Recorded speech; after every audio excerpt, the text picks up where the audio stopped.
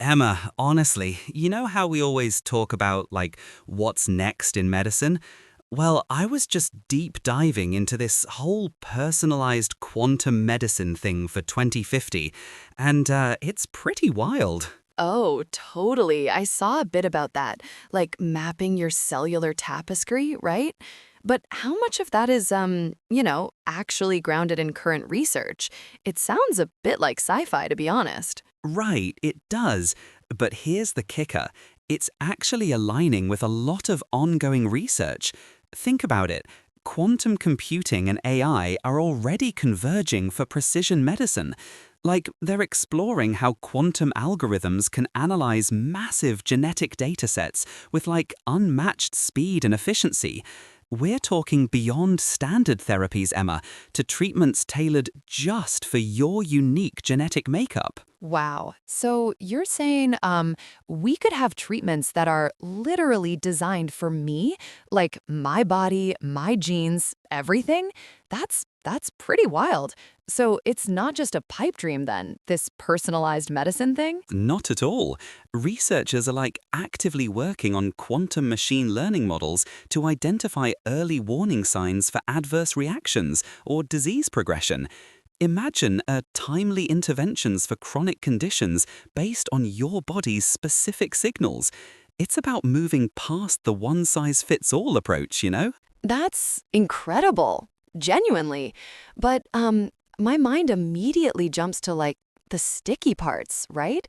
Like if my genetic makeup is that well understood, who owns all that data? My cellular tapestry, is that mine?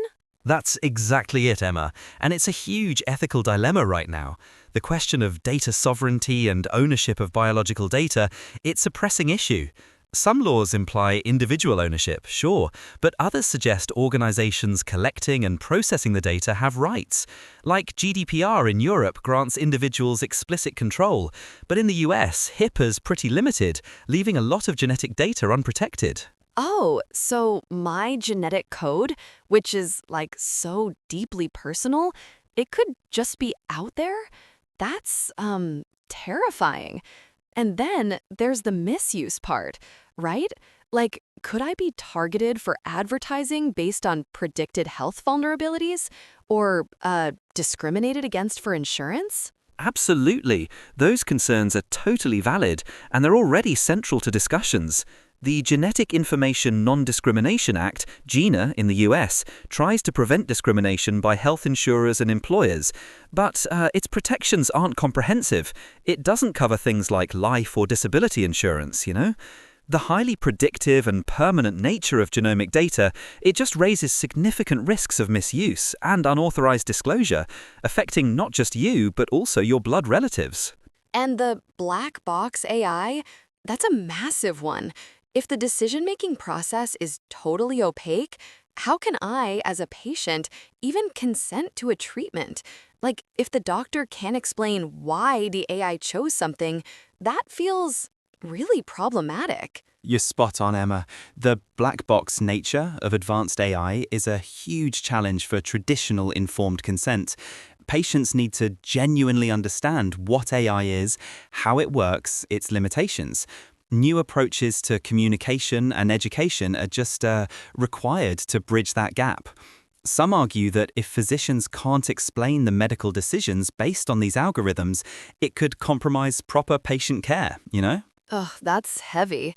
And then the other thing that jumps out is access and equity. Is this personalized quantum medicine just going to be for the wealthy? Or could it deepen existing health inequalities? Totally. It's a major concern. Without proactive policy, there's a real risk of health stratification, where, only the wealthy can afford optimized longevity. Initiatives are underway to put equity at the center of health innovation, focusing on equitable access and engagement. And then there's the philosophical question of healing versus enhancement. Where does that line blur? Especially with things like genetic engineering aiming beyond just disease treatment.